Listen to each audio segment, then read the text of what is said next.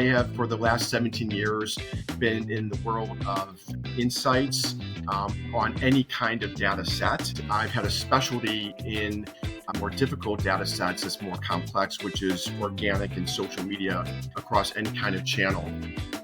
I started off in media, working for major cable operators and major cable networks. I went into digital marketing with an early stage company that introduced online sampling to the world and spent 8 years there.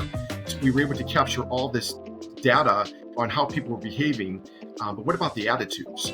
What about the deeper why behind the numbers? And that to me was what drove me to move into insights.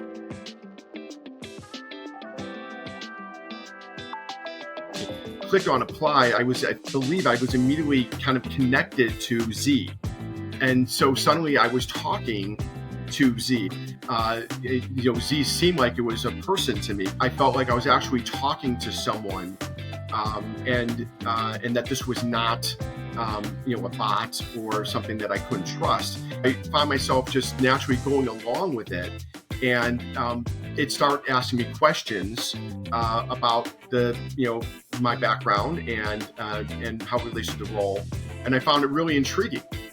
And so that's how I got introduced to Zeta and to Zee.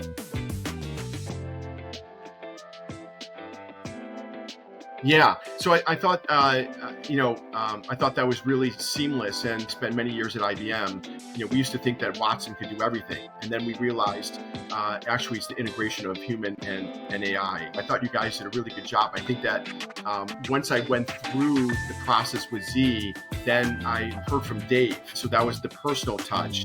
He shared, you seemed like you screened well, if you will, through Zee. At that point, there was more of like the human connection with, I'm going to share with you now what the next steps are going to be. Here's who you're going to be speaking with.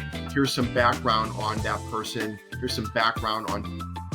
some suggestions we have for some questions you may want to ask. So that was all that human touch.